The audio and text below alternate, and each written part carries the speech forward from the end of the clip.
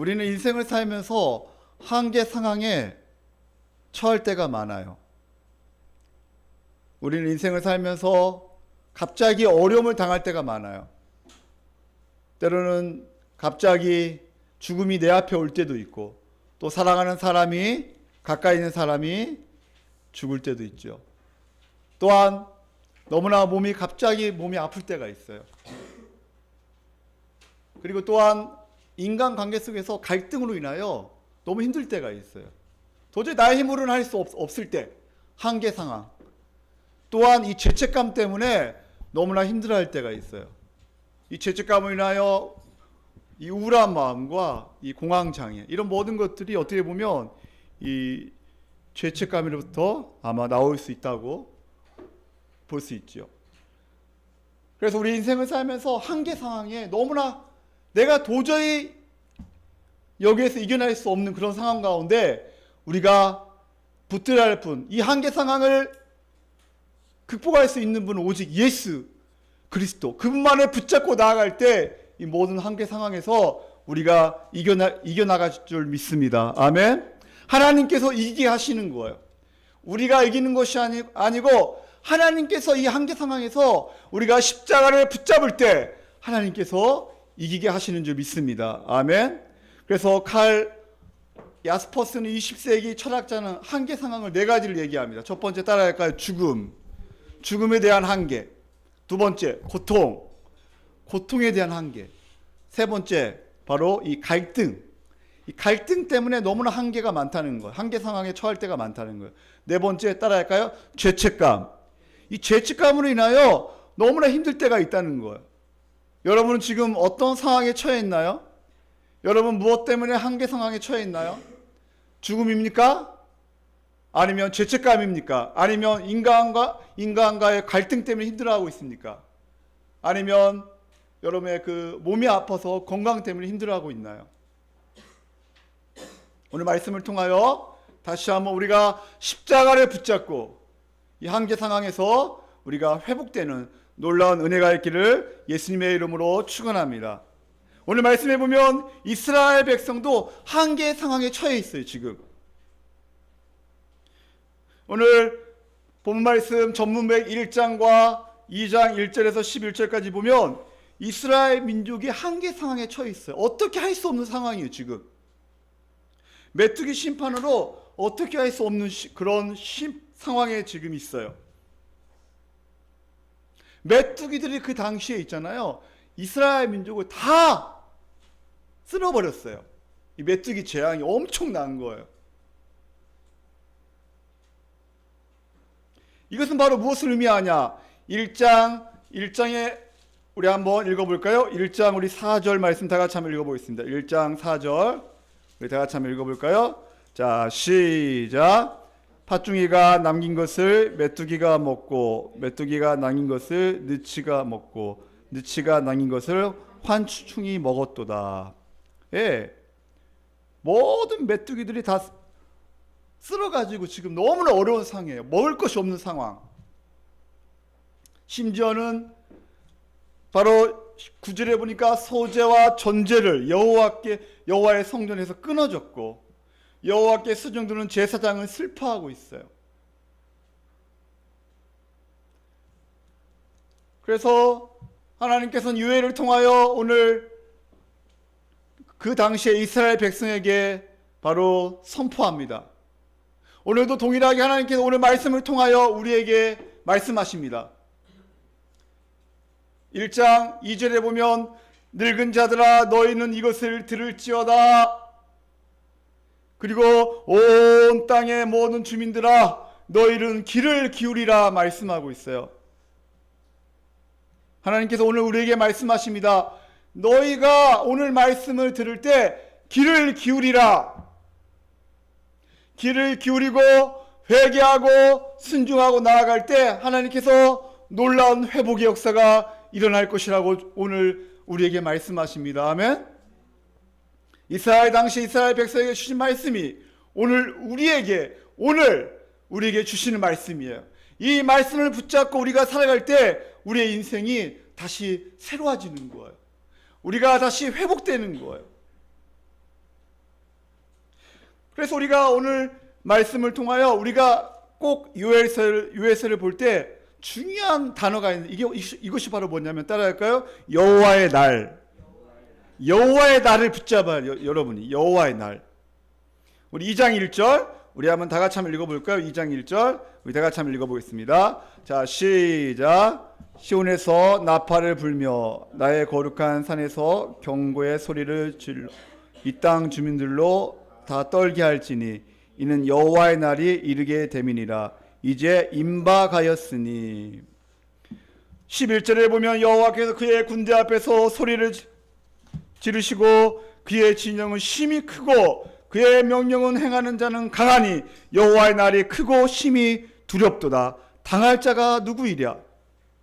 메뚜기 떼를 2장에 보니까 그 메뚜기 떼가 보니까 이방인의 친임으로 지금 묘사하고 있습니다. 그 메뚜기 떼가 바로 이방인들, 이스라엘 백성이 쳐들어오는 그 이방인들의 침략 모습이 바로 오늘 2장 2절, 3절, 4절, 12절까지 나타내고 있습니다. 바로 오늘 31절, 우리 31절 한번 읽어볼까요? 31절, 2장 31절. 자, 시작. 여호와의 크고 두려운 날이 이르기 전에 해가 어두워지고 달이 핏빛같이 변하려니와. 여호와의 크고 두려운 날, 바로 여호와의 날. 이 여호와의 날을 여러분이 먼저 생각하셔야 돼요. 이 여호와의 날은 개인적 심판과 또 민족의 심판, 그리고 영원한 심판을 의미할 수가 있죠. 예수 그리스도를 믿지 않는 자에게는 심판이요, 그러나 그 여호와의 날에 예수 그리스도를 믿는 자에게는 따라할까요? 하나님의 구원의 은혜이다. 아멘. 이 여호와의 날은 개인적인 심판, 우리가 죽음으로 볼 수도 있고요, 또 민족적 심판, 이스라엘 백성들이 회개하지 않고 그들이 끝까지 회개하지 않을 때 하나님께서 심판하시겠다고 말씀하고 있어요.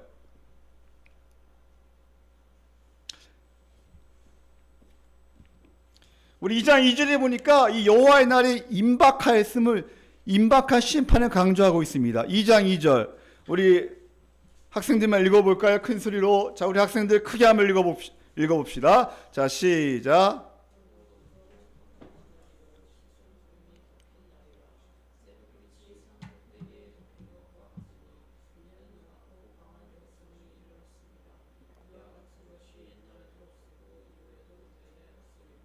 아멘. 이 여호와의 날, 이 임박한 심판을 강조하고 있는데 2절에 보니까 곧 어둡고 캄캄한 날이요, 짙은 구름이 덮인 날이라. 새벽빛이 산꼭대기에 덮인 것과 같이 이는 많고 강한 백성이 이르렀습니다. 그러면서 3절부터 바로 침입해오는 바로 이방 민족의 모습에 대해서 묘사하고 있습니다. 사랑하는 성도님들, 여러분 출애굽을 한번 생각해 보세요. 출애굽은 10가지 재앙이 있죠. 10가지 재앙 중에 8번째가 뭔 줄 아세요? 8번째 바로 메뚜기 재앙이에요. 8번째가 메뚜기 재앙. 그리고 9번째가 뭔 줄 아세요? 바로에게 내린 심판. 회개하지 않고 바로가 끝까지 거부하잖아요. 아홉 번째가 뭔 줄 알아요? 흑암 심판이에요. 바로 오늘 본문에 보면 흑암 심판에 대해서 계속 강조하고 있습니다. 오늘 아까 31절에 보면 여호와의 크고 두려운 날이 이르기 전에 해가 어두워지고 달이 핏빛같이 변하려니와. 2장 10절 우리 한번 다 같이 한번 읽어볼까요? 2장 10절. 자, 시작. 그 앞에서 땅이 진동하며 하늘이 떨며 해와 달이 캄캄하며 별들이 빛을 거두도다. 메뚜기 재앙 다음에 바로 이 흑암 재앙인데, 바로는 끝까지 바로 회개하지 않고 돌아오지 않습니다. 오늘 이스라엘 백성에게 동일하게 말하는 거예요. 메뚜기 재앙 다음에 흑암 심판을 통하여 돌아오라. 너희가 회개하고 돌아오다. 그 다음에 바로 어떤 심판이에요? 장자 심판이잖아요. 그죠? 그 장자 심판. 그러나 예수 그리스도의 바로 좌우 문설주의 어린 양의 피를 바르는 자는 다 넘어간다 그랬잖아요. 그죠? 그리고 그 어린 양의 피를 바로 먹는 거예요. 그 고기를 먹는 거예요. 예수님께서 누가복음 24장에 보면 마지막 성만찬 때 나를 먹고 마시라. 바로 유월절 어린 양을 바로 예표하면서 생각하면서 얘기하는 거예요. 임박한 심판에 대해서 지금 계속 강조하고 있어요. 지금 경고를 통해서 하나님 회개를 촉구합니다. 돌아오라, 돌아오라, 돌아오라.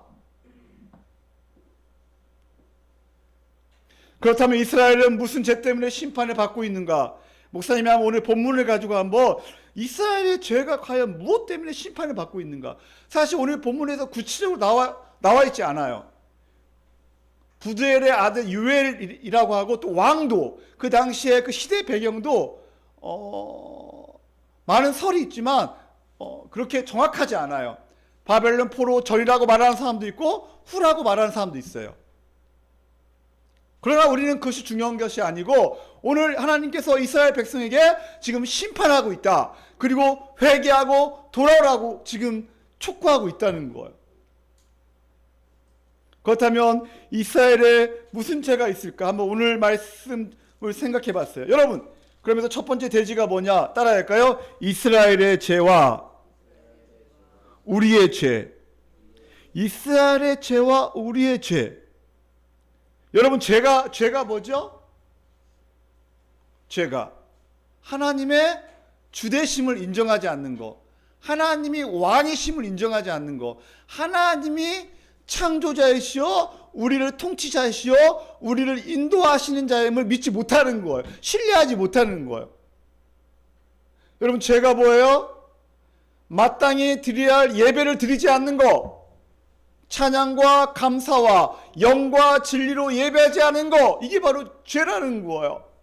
여러분, 죄가 뭡니까? 하나님의 말씀을 듣지 않고 하나님의 말씀에 순종하지 않고 자기의 고집과 자기의 경험과 자기의 마음대로 살아가고 예배드리는 거, 이것이 바로 죄라는 거예요. 아담에게 있어 죄는 뭐죠? 바로 하나님처럼 되려고 하는 이 교만, 이게 죄라는 거예요. 오늘 본 말씀 1장 5절에 보면, 우리 한번 1장 5절에 보면, 우리 다 같이 한번 읽어보겠습니다. 1장 5절. 자, 1장 5절. 자, 시작. 취하는 자들아, 너희는 깨어 울지어다. 포도주를 마시는 자들아, 너희는 울지어다. 이는 단 포도주가 너 입에서 끊어졌습니다. 아멘. 그래서 저는 첫 번째 이 죄가, 이스라엘 죄가 어떤 죄였나? 세상에 취해 말씀에 귀를 기울이지 않는 죄. 첫 번째 이스라엘 죄가 어떤 죄였나? 오늘 1장을 통해서 우리가 알 수 있는 것은 바로 1장은 이스라엘의 심판, 죄에 대해서 얘기하고 있거든요. 세상에 취해가지고 말씀에 귀를 기울이지 않는 죄예요. 1장 2절에 늙은 자들아 들으라, 모든 주민들아 귀를 기울이라. 근데 귀를 기울이지 않아요. 말씀을 듣지 않아요. 말씀을 닫아버려요. 왜요? 세상에 취해 있어요.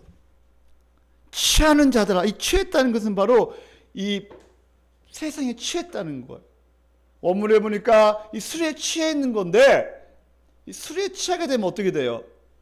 이 무감각해져요. 깨닫지 못해요. 자기가 어디에 있는가 알지 못해요. 어디로 가는가 알지 못해요. 목사님이 인생을 살면서 한 번 술에 취해 본 적이 있어요. 그때 술에 취해 봤는데 막 머리에 헤딩하고 그리고 막 비틀비틀하면서 내가 지금 어디에 서 있는가, 내가 어디로 가는가 알지 못하고 너무 힘들 때가 있었어요. 아, 절대로 그 뒤부터 술을 제가 마시지 않겠다, 제가 작정을 했어요. 이 술에 취하니까 무감각해져요. 내가 어디에 서 있는가 몰라요. 내가 어디로 가는가 알지 못해요.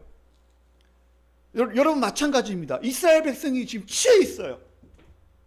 취해 있다는 것은 바로 죄를 깨닫지 못하고 무감각하다는 거예요.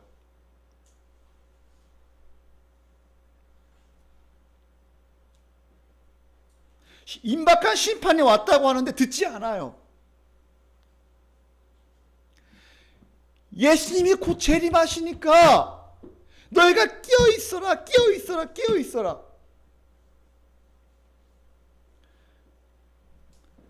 주님께서 말씀하시는데 우리는 깨어 있지 못해.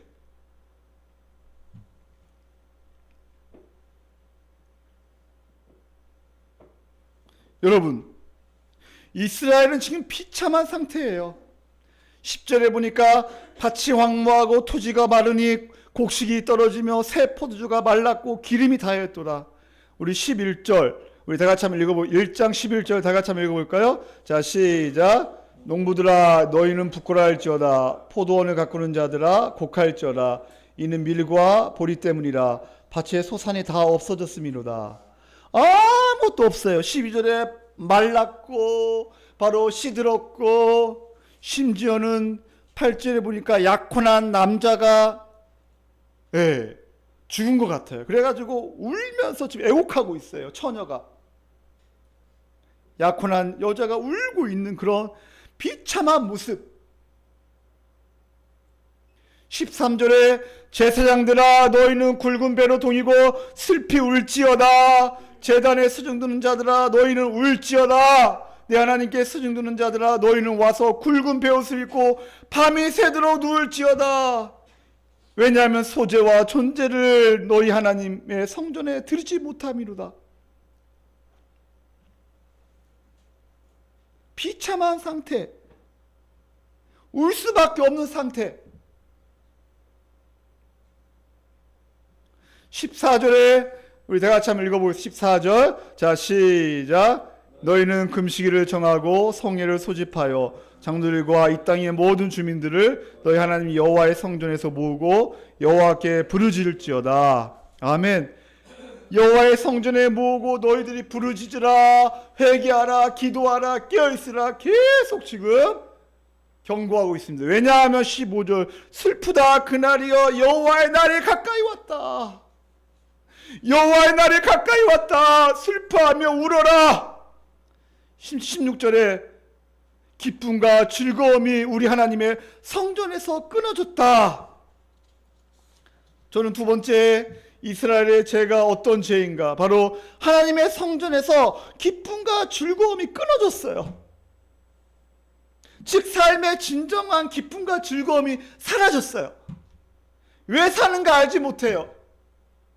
술에 취하여 어디로 가는가 알지 못하고, 왜 사는가 알지 못하고, 내가 누구인가 알지 못하고, 내가 왜 이 자리에 왔는가 알지 못하고,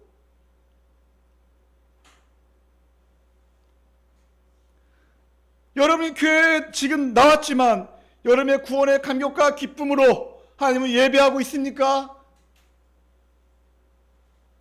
여러분의 기쁨과 즐거움이 여러분 안에 있습니까?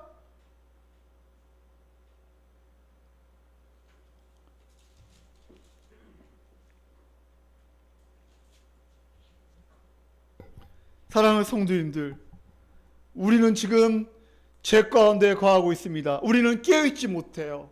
우리는 세상에 취해 있어요. 말씀에 귀를 기울이지 않고 말씀의 통치를 받지 않고 있어요.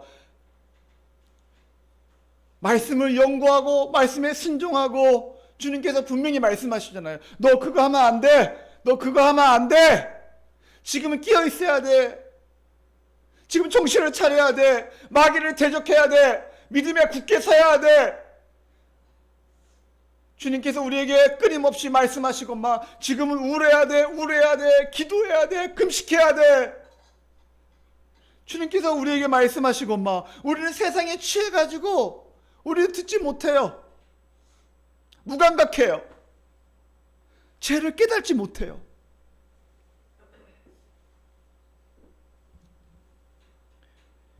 바로 세상에 마태복음 13장에 보면 씨 뿌리는 비유에서 가시덩굴 그 씨가 있잖아요. 왜 열매를 맺지 못하죠?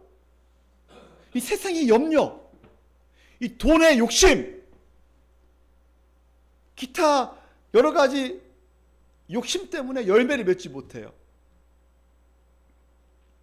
말씀이 들어오지 못해. 말씀이 들어도 둔하여 깨닫지 못해요. 세상에 취하지 마라. 말씀에 순종하라. 깨어있으라. 정신 차리라. 주님께서 말씀하시건만 우리 세상의 염려와 욕심에 취하여, 돈에 취하여 우리는 살아가고 있다는 거예요. 물론 공부에 취한 사람 있나요? 좀 우리 학생들 공부에 좀 취해봤으면 좋겠어요. 그러나 우리 학생들 더 말씀에 가까이 했으면 좋겠어요. 아멘? 말씀을 먼저 취했으면 좋겠어요. 그러므로 하나님의 성전에서 이 기쁨과 즐거움이 끊어졌어요. 하나님의 깊은 교제가 끊어졌어요. 이스라엘 백성이 지금. 하나님의 친밀한 교제가 끊어지면 확신이 없어져요. 미래에 대한 확신, 하나님 나와 함께 하신다는 확신이 없어져요. 하나님과 깊은 교제가 끊어지면 낙심하게 돼요. 염려가 몰려와요. 불안해져요. 이런 사람들의 특징은 바로 첫사랑을 잃어버린 거예요. 하나님과의 첫사랑을 잃어버린 거예요. 에베소 교회 성도들에게 예수님께서 책망하십니다. 너희가 첫사랑을 잃어버렸다. 에베소서 2장 4절에 보면 진리를 지키는데 애썼지만 첫사랑을 너희가 버렸다. 따라할까요? 첫사랑을 버렸다. 에베소 교회 성도들이 말씀을 연구해요. 진리를 지키는데 애썼어요. 이단들과 싸웠어요. 그런데 꾸짖는데 첫사랑을 잃어버렸다. 너희가 첫사랑을 잃어버렸다.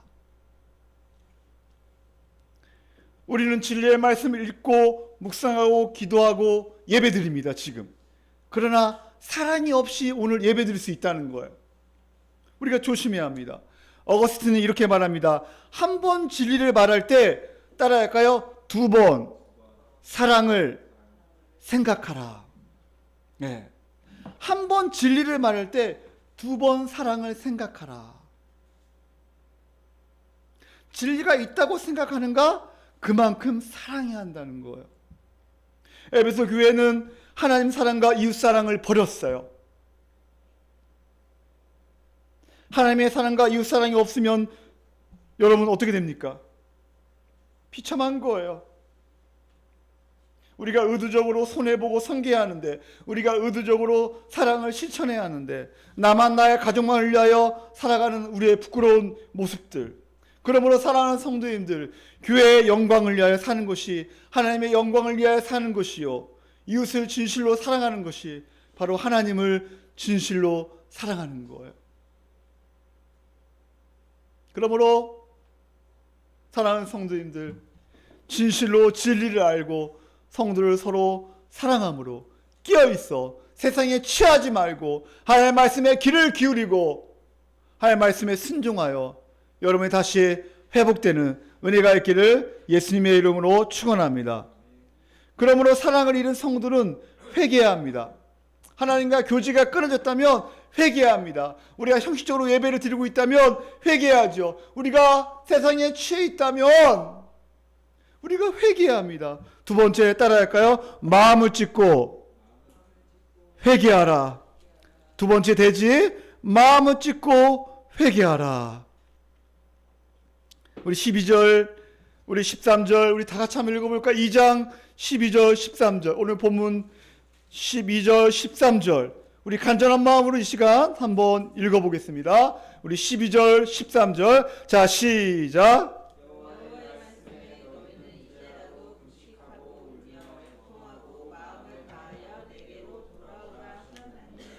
너희는 옷을 찢지 말고 마음을 찢고 너희 하나님 여호와께로 돌아올지어다.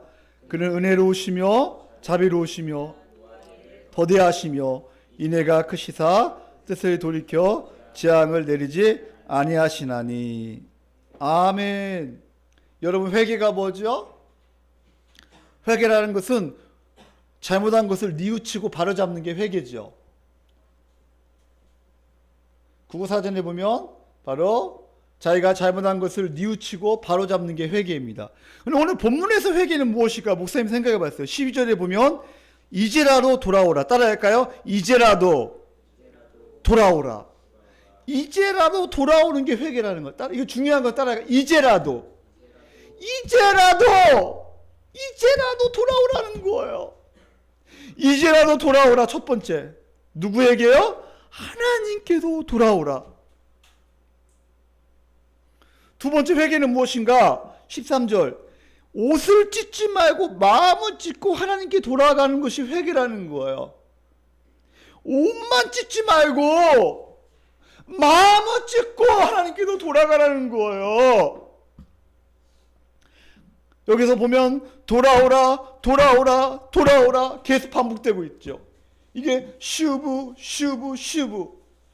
회복시켜주리라.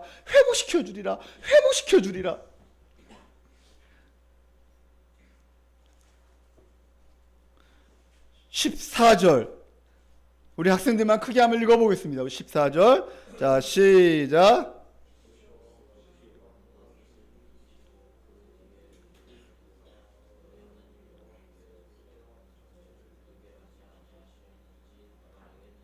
아멘.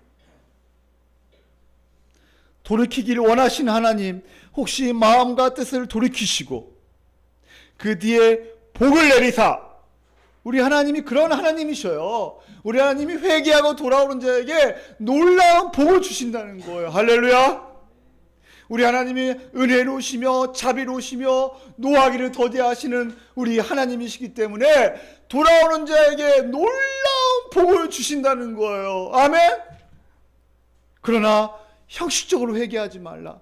옷만 찢지 말고 마음을 찢고 내게로 돌아오라는 거예요. 다시 예배를, 다시 소제와 전제를 드리게 해준다는 거예요.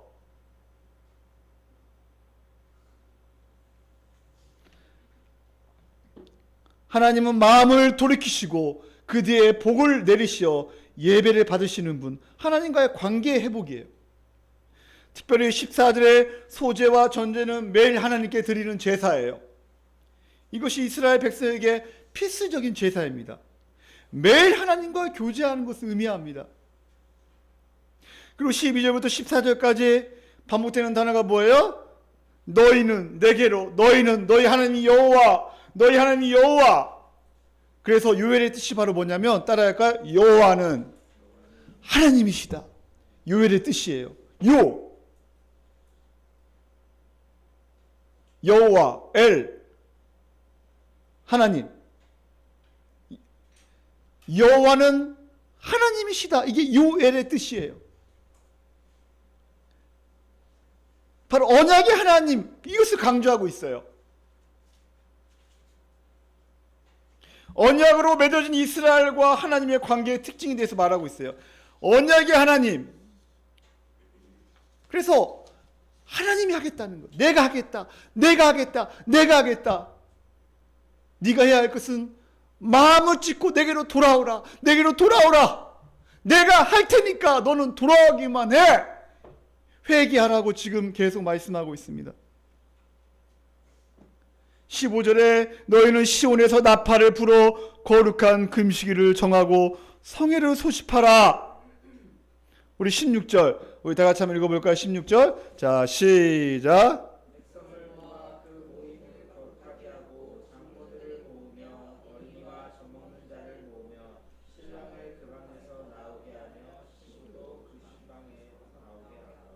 예, 지금 뭐하고 있니? 너희들 지금 다 나오라는 거예요. 장로들도, 어린아이 젖 먹는 자도, 신랑 신부조차도 지금 나와가지고 뭐 하라고요? 회개하라는 거예요. 17절 여호와를 섬기는 제사장들은 낭시과 제단 사이에서 울리며 이르기를 여호와여 주의 백성을 불쌍히 여기소서. 여호와여 주의 백성을 불쌍히 여기소서. 주의 기업을 욕되게 하여 나들로 그들을 관할하지 못하게 하옵소서. 어찌하여 이방인이 그들의 하나님이 어디 있느냐 말하게 하겠나이까. 제사장들도 회개하고 하나님 앞에 간절히 기도하라는 거예요.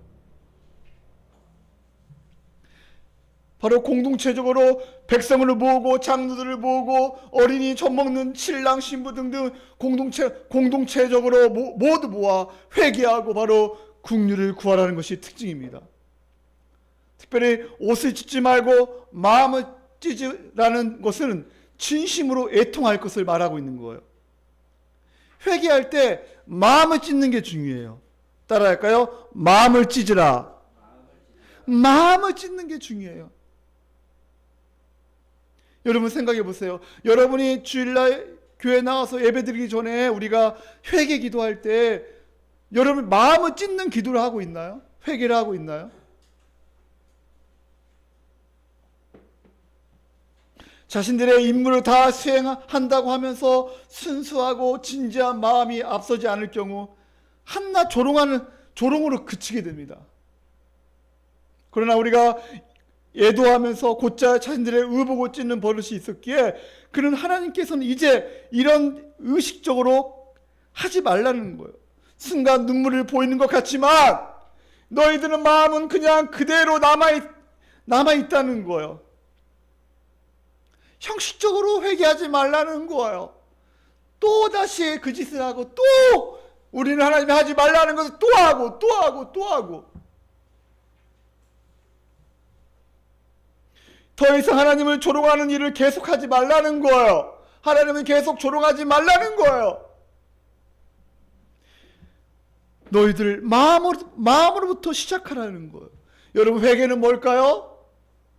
회개는 자 저를 보세요. 예준아 회개가 뭐냐면 지금 내가 길을 가고 있어요. 근데 이 길이 아닌가 봐. 그래서 바로 턴해가지고 다시 바로 길을 가는 거예요.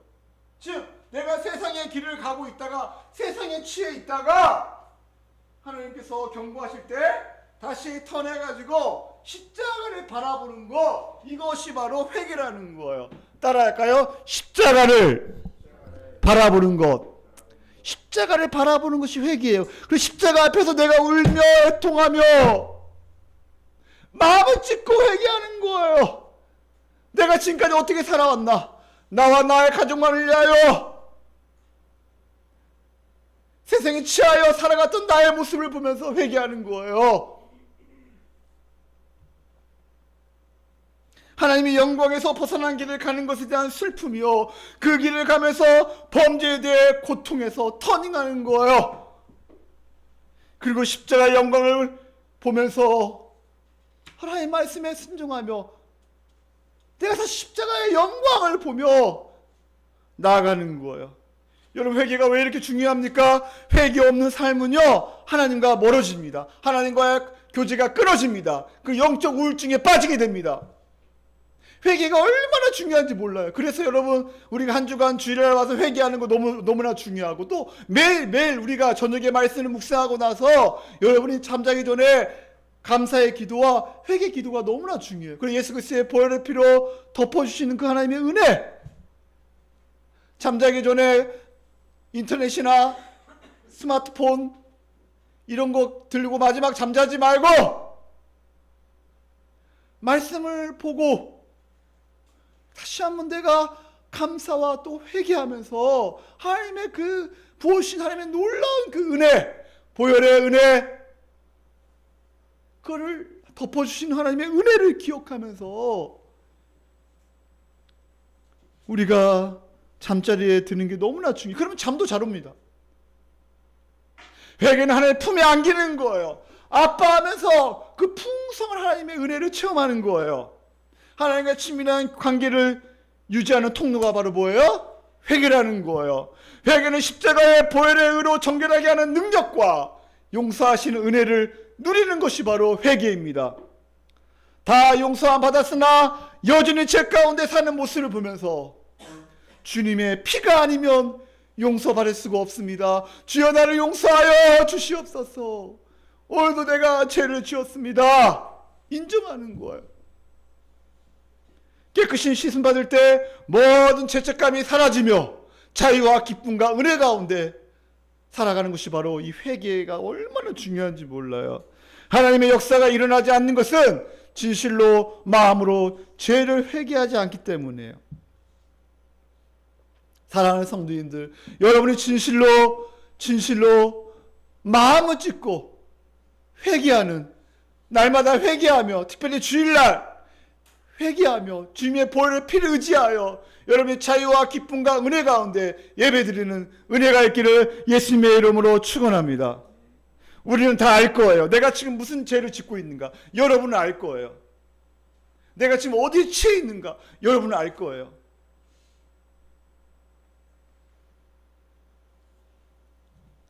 심각한 죄의 문제, 이 성적인 타락, 돈에 취해 있는 우리의 모습들, 스마트폰에 취해 있는 우리의 모습들, 그럼 어떻게 해야 합니까? 이 한계 상황에서 이제 나로 돌아가라는 거예요. 늦지 않았다는 거예요. 끝나지 않았다. 지금부터 시작이야. 내가 할 테니까. 하나님 앞에서는 끝난 게 없어요. 하나님께서 그 길을 열어주셔요. 할렐루야. 왜요? 내가 곧 길이요 진리요 생명이기 때문에 하나님께서 그 막혔던 모든 길을 열어주셔요. 눌렸던 모든 것들이 다시 회복되는 거예요. 아멘? 하나님께서 그 길을 열어주셨어요. 어디에서요? 십자가에서 하나님께서 그 길을 다 열어주셨어요. 야스퍼스가 얘기할 한계 상황, 바로 죽음의 문제를 해결하시고, 죄의 문제를 해결하시고, 고통의 문제를 해결하시고, 우리의 모든 죄책감과 우리의 모든 인간과의 갈등과 이 모든 것을 바로 십자가에서 다 해결해 주신 줄 믿습니다. 아멘? 그러면서 우리는 2장 12절부터 바로 십자가에 죽으신 예수 그리스도를 묵상해야 돼요. 내가 주님께로 돌아가야 하구나. 내가 주님께로 돌아가야 하는구나. 그럴 때 하나님께서 우리의 길을 열어주시는 줄 믿습니다. 죄인의 운명까지도 십자가로 바꾸십니다. 십자가는 제 운명을 뛰어넘고 부활은 죽음의 문제를 해결합니다. 예수 안에는 한계 상황이 없습니다. 내가 약하지만 주님께 나아가면, 내가 여전히 죄인이고 내가 너무나 부끄럽지만 수치가 많지만 우리가 날마다 예수님께 나아갈 때 우리 예수님께서는 또 덮어주시고 또 용서해 주시고 또 그 길을 보여주시고, 나와 함께 그 길을 가지 않겠니?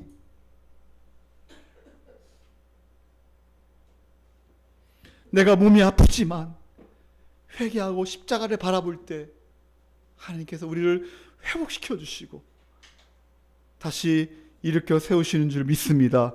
아멘. 세 번째 대지, 회개할 때 반드시 회복시켜 주신다. 따라할까요? 회개할 때 반드시 회복시켜 주신다. 뒤에 저 에어컨 조금만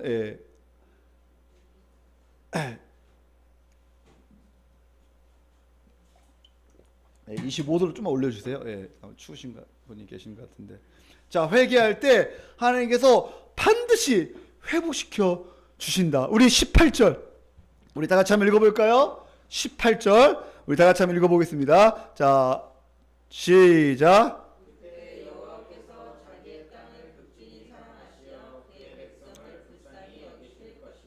아멘. 19절 다 같이 읽겠습니다. 시작. 여호와께서 그들에게 응답하여 이르시기를 내가 너에게 곡식과 새 포도주와 기름을 주리니 너희가 이로 말미암아 흡족하리라. 내가 다시는 나라의 가운데 욕을 당하지 않게 할 것이며. 아멘. 여러분, 회복이라는 단어는 영어로 restoration, 바로 영적인 회복과 바로 육적인 회복과 그 다음에 바로 이 정신적인 회복이에요. 오늘 본문 말씀을 통하여 바로 이전 상태로 돌이키거나 본디의 상태를 되찾는 게 바로 회복이에요. 오늘 하나님께서 정확히 말씀하십니다. 18절 19절에 보면 바로 다시 하나님께서 회복시켜 주실 것을 말씀하고 있습니다. 그리고 오늘 2장 18절부터는 회복의 역사가 일어납니다. 근데 중요한 것은 회복은 누가 하시냐? 따라할까? 여호와께서가 강조되고 있어요. 여호와께서 하신다는 거예요. 18절 이후부터 메뚜기에부터 피해 입은 것을 회복시키겠다고 말씀하셔요. 회복에 대해서 초점을 맞추고 있네요. 1장 마지막 절에 보면 바로 1장 들짐승도 주를 향하여 헐떡거리오니 시내가 다 말랐고 들의 풀이 불에 탔음이로다. 이러한 것들이 다 회복된다는 거예요. 앞에 메뚜기 재앙과 연결해서 설명하고 있어요. 회복시켜 주리라. 우리 한번 25절 우리 다 같이 한번 읽어볼까요? 25절 2장 25절 자 시작. 내가 전에 너에게 보낸 큰 군대 곧 메뚜기와 르치와 황충과 팥중이가 먹는 횟수대로 너에게 갚아주리니. 따라할까요? 갚아주리라. 반드시 하나님께서 갚아준다는 거예요. 먹은 횟수대로 너에게 갚아주리라. 이렇게 설명하고 있습니다. 그리고 바로 곡식 새 포도주와 기름은 성전의 제사와 관련이 있잖아요. 다시 회복을 통해 곡식을 주셔서 하나님께 예배드릴 수 있도록 하나님의 임재를 다시 회복시켜 주신다고 말씀하고 있습니다. 그리고 21절에 보면 땅이여 두려워하지 말고 기뻐하며 즐거워할지어다 여호와께서 큰 일을 행하셨음이로다. 바로 기쁨과 즐거움을 회복시켜 주신다고 말씀하고 있습니다. 23절 우리 다 같이 한번 읽어볼까요? 23절 자 시작. 시온의 자녀들아 너희는 너희 하나님 여호와로 말미암아 기뻐하며 즐거워할지어다. 그가 너희를 위하여 비를 내리시며 이른 비를 너희에게 적당하게 주시니 이른 비와 늦은 비가 예전과 같을 것이라. 아멘. 예전과 같은 거 다시 회복시켜 주신다는 거예요. 모든 것을 다 회복시켜 주신다는 거예요. 26절에 너희는 먹되 이번 주 요절입니다. 우리 26절 우리 큰 소리로 읽어볼까요? 자 시작. 너희는 먹되 풍족히 먹고 너에게 놀라운 일을 행하신 너희 하나님 여호와의 이름을 찬송할 것이라. 내 백성이 영원의 수치를 당하지 아니하리로다. 아멘. 27절에 보면 언약의 하나님이 우리 가운데 계신다는 놀라운 은혜. 그러면 내 백성이 영원의 수치를 당하지 않을 것을 약속하고 있습니다. 그래서 하나님께서 우리에게 회복시켜 주시는데 무엇을 회복시켜 주시냐? 첫 번째 따라할까요? 구원의 회복. 하나님께서 다시 구원을 회복시켜 주신다는 거예요. 우리가 진실로 너희가 회개하고 돌아오면 내가 할 테니까 다시 구원을 회복시켜 준다고 말씀하고 있어요. 23절에 바로 구원의 회복을 말하고 있어요. 32절 우리 32절 읽어볼까요? 2장 32절 자 시작. 누구든지 여호와의 이름을 부르는 자는 구원을 얻으리니 이는 나 여호와의 말대로 시온산과 예루살렘에서 피할 자가 있을 것이며 남은 자 중에 나 여호와의 부름을 받을 자가 있을 것임이니라. 아멘. 구원의 놀라운 은혜를 회복시켜 준다고 말씀. 3장 16절에 보면 바로 백성의 피난처 산성이 되게 해주시겠다고 말씀하십니다. 바로 구원을 회복시켜 주실 것을 말씀하고 있습니다. 두 번째 따라할까요? 거룩의 회복. 거룩을 회복시켜 주겠다. 저저번 주에 거룩한 삶에 대해서 설교했죠. 바로 더럽고 추하지만 바로 예수 그리스도와 연합됨으로 말미암아 우리가 거룩한 존재가 되었기 때문에 우리는 거룩한 삶을 살 수 있다 그랬죠. 그래서 2장 20절에 보면 바로 이 더러운 악한 마귀 같은 이 더러운 이 북쪽 군대 20절 준수만 읽어보겠습니다. 자, 준수 읽어볼까요? 2장 20절. 자, 시작.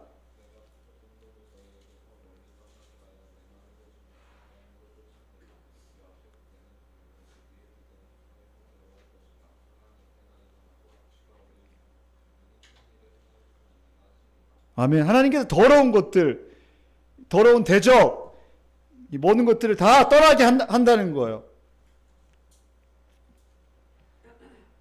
3장 17절 우리 다시 한번 읽어봅시다. 우리 예준이가 읽어볼까요? 3장 17절. 자, 예준이가 3장 17절 읽어보겠습니다. 큰 소리로.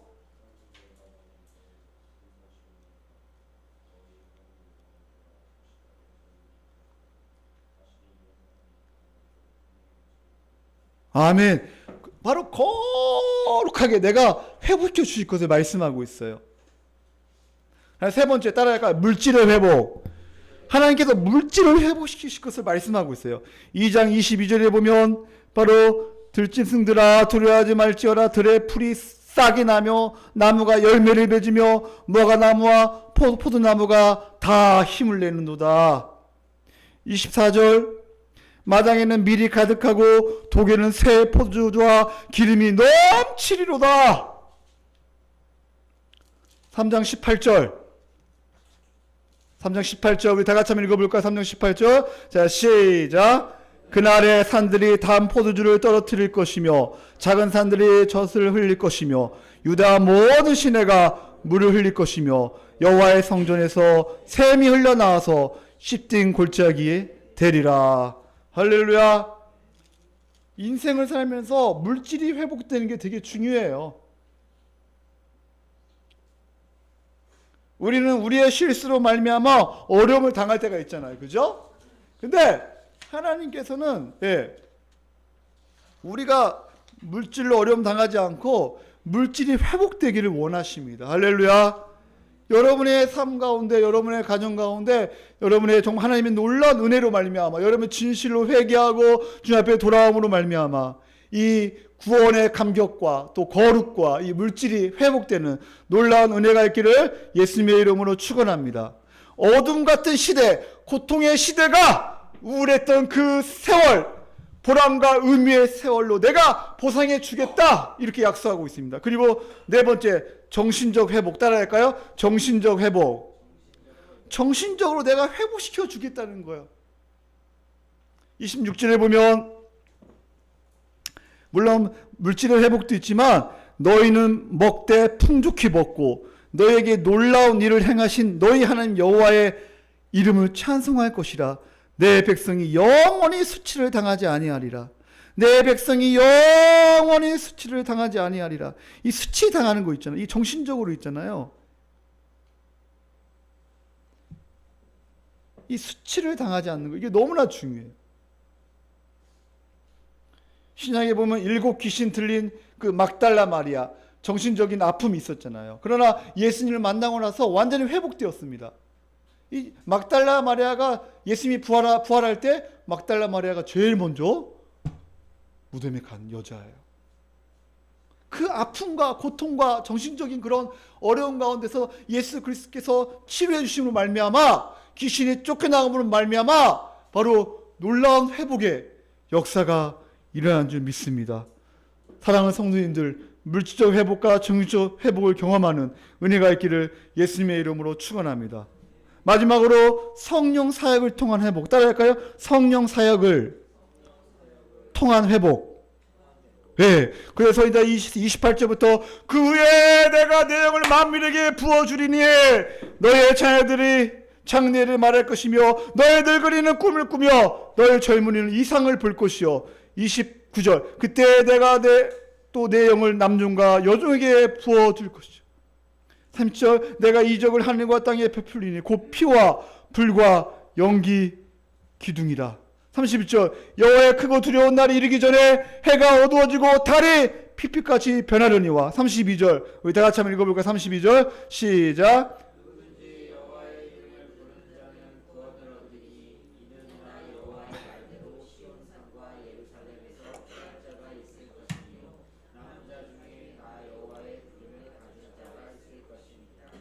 아멘. 이 유엘은 성령의 역사, 성령이 임할 것을 예언합니다. 여러분, 예수님이 십자가에 죽는다고 할 때 요한복음 16장의 6절에 보면 근심이 가득해요. 제자들이. 예수님이 죽으면 우리는 어떻게 해?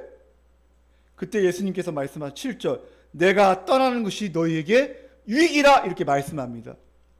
내가 떠나가지 아니하며 보혜사 성령이 너희에게도 오시지 아니할 것이요. 13절 모든 진리 가운데 너희를 인도하실 것이다. 그리고 사도행전 1장에 보면 예수님께서 승천하시기 전에 너희가 내가 약속한 것을 기다리라 바로 예수님께서 말씀하시면서 1장 8절에 보면 너희가 성령이 임하시면 너희가 권능을 받고 예루살렘과 온 유대와 사마리아 땅까지 이르러 내 증인이 되리라 말씀하십니다. 그리고 예수님께서 호련히 올라가실게요. 그 다시 오신다고 말씀하셔요. 근데 그때 마가의 다락방 120명의 그 많은 사람들이 성령의 역사를 체험합니다. 2장 1절에 보니까 어제 사모님이 설교하셨는데 성령의 역사가 일어나요.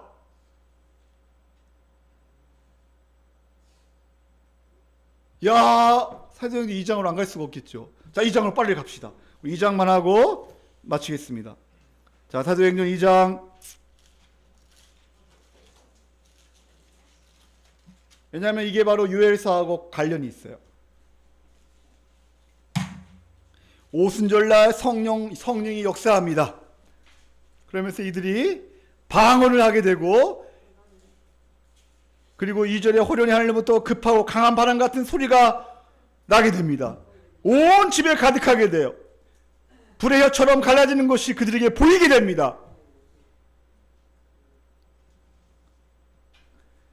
그리고 하나님의 놀라운 역사가 일어나요. 그리고 14절에 베드로가 드디어 설교합니다. 오순절날 설교를 하게 돼요. 그러면서 중요한 것은 내 말에 귀를 기울이라 다시 선포합니다. 14절에 보면 베드로가 11 사도와 함께 서서 소리를 높여 이르되 유대인들과 예루살렘에 사는 모든 사람들아 이 일을 너에게 알게 할 것이 내 말에 귀를 기울이라. 유엘이 이스라엘 백성에게 선포한 대로 똑같이 말합니다. 내 말에 귀를 기울이라. 16절 이는 곧 선지자 유엘을 통하여 말씀하신 것이니 일렀으되. 우리 17절 우리 다 같이 한번 읽어볼까요? 17절 자 시작. 하나님의 말씀에 내가 내 영을 모든 육체에 부어주리니 너희의 자녀들을 너희 젊은이들은 환상을 보고 너희의 늙은이들은 꿈을 꾸리라. 할렐루야. 그때 내가 내 영을 남중과 여종들에게 부어주리니 그들이 예언할 것이요. 19절 다 같이 읽겠습니다. 시작. 또 내가 위로 하늘에서는 기사를 아래 땅에서는 징조를 베풀리니 곧 피와 불과 연기로다. 20절 주의 크고 영화로운 날이 이르기 전에 해가 변하여 어두워지고 달이 변하여 피가 되리라. 21절 우리 다 같이 읽겠습니다. 시작. 누구든지 주의 이름을 부르는 자는 구원을 받으리라 하였느니라. 할렐루야. 누구든지 주의 이름을 부르는 자, 주의 이름을 믿는 자들에게는 구원을 받으리라. 지금 유엘이 말한 똑같이 지금 베드로가 설교를 하고 있습니다. 이게 그때 유엘에게 하나님께서 예언한 성령의 역사, 성령을 보내주겠다고 약속하신 것이 지금 예수님도 똑같이 말씀하셨고 베드로도 지금 설교하면서 성령의 역사가 일어납니다. 성령의 역사가 일어남으로 말미암아 어떤 역사가 일어나는가? 38절 우리 다 같이 한번 읽어볼까요? 38절 우리 다 같이 한번 읽어보겠습니다. 38절 2장 38절 자 시작. 너희가 회개하여 각각 예수 그리스도의 이름으로 세례를 받고 제사함을 받으라. 그리하면 성령의 선물로 받으리라. 아멘. 그러면서 그들이 3,000명이 세례를 받고 예수님을 믿는 놀라운 역사가 일어납니다. 사랑하는 성도님들, 결론을 맺겠습니다. 우리가 지금 무엇에 취해 있죠? 우리가 그 취한 것에 회개해야 합니다. 성령에 취해 있나요? 세상에 취해 있나요?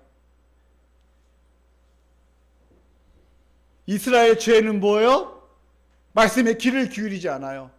세상에 취해 있어가지고 귀를 닫아요. 여호와의 날에 가까이 왔다고 지금 계속 얘기하는데 이스라엘 백성은 듣지 않아요. 그래서 회개하라고 촉구합니다. 회개하라. 옷을 찢지 말고 마음을 찢고 내게로 돌아오라. 공동체적으로 회개를 선포합니다. 그리하면 은혜로우시고 자비로우시고 노하기를 더디하신 여호와께서 너희를 다시 회복시켜 주리라 약속하고 있습니다. 사랑하는 성도님들, 우리 시간 다 같이 한번 주님 앞에 간절한 마음으로 우리의 죄를 회개합시다. 우리 시간 눈을 감고 내가 지금 하나님 말씀을 듣고 있는가? 하나님 말씀에 귀를 기울이고 있는가? 하나님 말씀을 연구하고 있는가? 하나님 말씀을 듣고 귀를 기울이고 연구하고 있지만 혹시 에베소 교회처럼 첫사랑을 잃어버리지 않았나? 형식적으로 회개하지 않는가? 주님께서 오늘 우리에게 말씀하십니다. 내가 너의 부끄러운 죄를 다 알고 있다. 내가 너의 부끄러운 죄를 다 알고 있다. 이제 옷을 찢지 말고 마음을 찢고 내게로 돌아오라고 주님께서 말씀하십니다. 우리 시간 다 같이 한번 주여,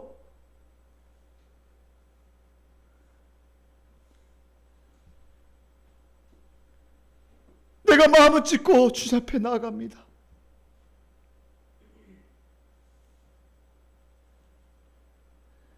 지금까지 나만을 위하여 나의 가족만을 위하여 살아왔습니다.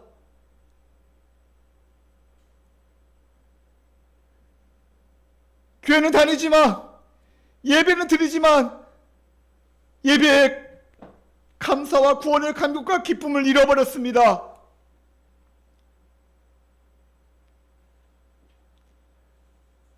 주여, 나의 죄를 용서하여 주시옵소서. 하나님의 주되심을 거부하며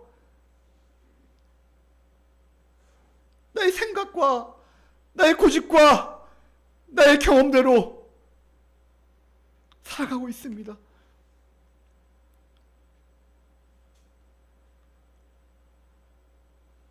주님께서 오늘 우리에게 돌아오라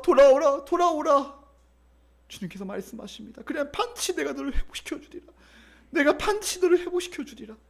우리의 철저히 이 시간 회개하며 성령께서 이 시간 우리에게 성령을 사모하며, 물론 성령께서 우리와 함께 하시지만 다시 한번 마가의 다락방에 임했던 성령의 역사, 요엘이 외쳤던 누구든지 주의 이름을 부르는 자는 구원을 얻으리라 외쳤던 그 놀라운 역사, 너희 자녀들을 애원할까, 너희 젊은이는 환상을 보고 너희 늙은이는 꿈을 꾸리라. 다시 한번 우리가 주님을 의지하며 주님을 바라보며 남은 인생을 살게 해달라고 이제 다 같이 한번 이 시간 회개하며 주님 앞에 나아가는 시간 갖겠습니다. 하나님 아버지,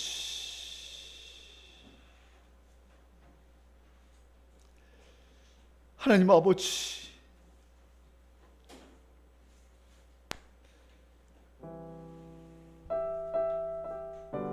하나님 아버지, 회경을 부어주시옵소서.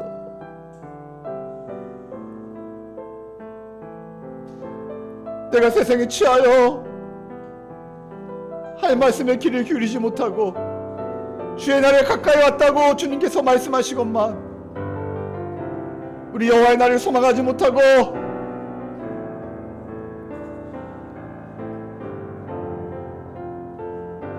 살아가고 있지는 않는가. 미워하지 마라, 미워하지 마라, 미워하지 마라. 이제 네가 가는 길에 돌아서야지. 이제 돌아서고 십자가를 바라봐야지.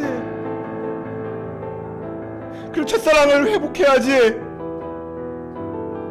나의 교제, 나와 깊은 교제가 회복돼야 하지 않니? 언제까지 그렇게 방황하며 언제까지 실패와 좌절 가운데 염려와 불안 가운데 살 거니?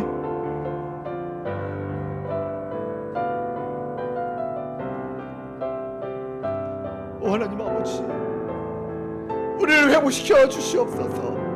주여, 내가 죄를 범하였나이다.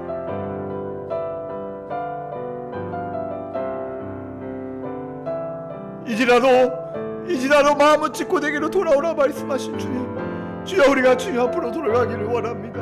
우리가 주님 품에 안겨 그 참안식과 기쁨과 은혜와 그 구원의 감격과 거룩의 삶과 또 하나님 아버지, 우리가 또 물질의 복과 또 정신적인 아버지 회복과 우리가 하나님 성령으로 말미암아 주신 하나님의 인치심과 또 하나님 아버지의 놀라운 구원의 은혜를 맛보며 날마다 살아가기를 원합니다. 주여, 우리에게 은혜 베풀어 주시고 우리는 할 수 없습니다. 하나님께서 부어주셔야겠습니다. 성령님, 신 아버지와 우리를 다시 한번 새롭게 하시고 우리 은혜 베풀어 주시옵소서. 주여, 우리에게 은혜 베풀어 주시옵소서. 하나님, 시간 성령께서 아버지 그날 하나님 꿈꾸게 하시고 다시 하나님의 나라를 꿈꾸게 허락하여 주시옵소서. 하나님, 성령님 이 시간을 베풀어 주시고 아버지 그와 같이 우리를 버려주지 마시고 엉뚱이냐 갇힌 자 모든 아버지 어둠에서 떠나가게 허락하여 주시옵소서. 하나님, 이 시간 성령께서 역사하여 주시옵소서. 하나님, 은혜 베풀어 주시옵소서.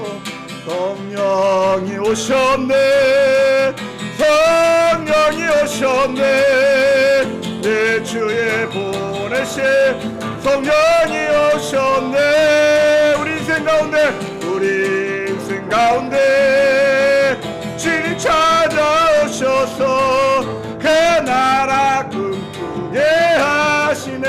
우리 다같이 성령이 오셨네, 성령이 오셨네, 성령이 오셨네, 내 주에 보내신 성령이 오셨네. 우리 인생 가운데 주님 찾아오셔서 그 나라 꿈꾸게 하시네. 다시 한번 성령이 오셨네, 성령이 오셨네, 성령이 오셨네, 내 주에 보내신 성령이 오셨네.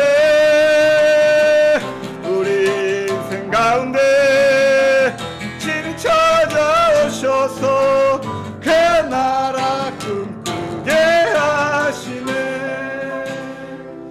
하나님 아버지, 다시 주님 품으로 돌아가 주님과 친밀한 교제 가운데 남은 인생을 복되게 하루하루 살아가는 우리 모든 성도님들 되게 허락하여 주시옵소서. 진실로 옷을 찢지 않고 마음을 찢고 회개하며 주님의 놀라운 사랑을 깊이 알며 남은 인생을 복되게 살아가는 우리 모든 성도님들 되게 허락하여 주시옵소서. 저희들로 하여금 주의 선하심이 이끌려 온 마음과 마음을 주께 바쳐 순종하는 삶을 살아가게 도와주시옵소서. 하나님 주신 경고를 소홀히 여기지 않게 도와주시고 저희들이 올바른 길에서 이탈해 주의 경고를 받은 즉시 정신을 차리고 올바른 길로 갈 수 있도록 성령께서 은혜를 베풀어 주시옵소서. 이제는 우리를 위하여 십자가에 죽으신 예수님의 은혜와 하나님의 그 크신 사랑과 성령님의 감화가 없는 충만 역사 위로하심이 우리 사랑하는 성도 10년과 가정과 자녀 위에 우리 주원과 함께와 이 나라의 민족 위에 지금부터 영원까지 함께 있을지어다. 아멘. 성령이 오셨네, 성령이 오셨네, 내 주에 보내신 성령이 오셨네. 우리 인생 가운데 주님 찾아오셔서 그 나라 꿈꾸게 하시네. 우리 하나님 박수 한번 하나님 감사합니다.